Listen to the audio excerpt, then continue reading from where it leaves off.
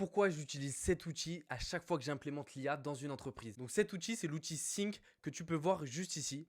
Donc en fait, c'est un outil qui est vraiment très puissant. Il permet tout simplement en fait avec des modèles d'IA peu intelligents entre guillemets comme 4.1 mini, 4 mini ou d'autres modèles un petit peu moins performants mais vraiment pas chers, d'avoir un raisonnement que peuvent avoir des modèles d'IA très intelligents mais beaucoup plus chers.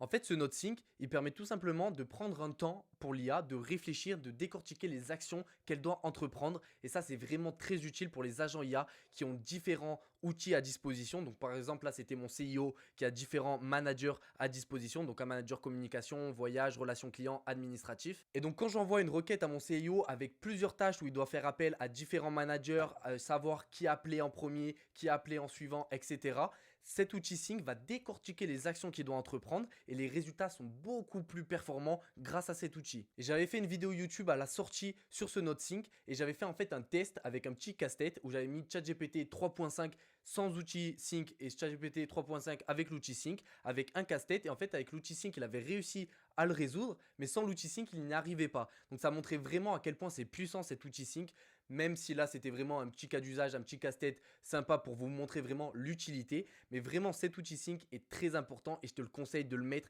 dans tous tes agents IA. En plus ça te permet vraiment d'économiser beaucoup d'argent. Dis-moi en commentaire ce que tu en penses de cet outil Sync. Ciao ciao.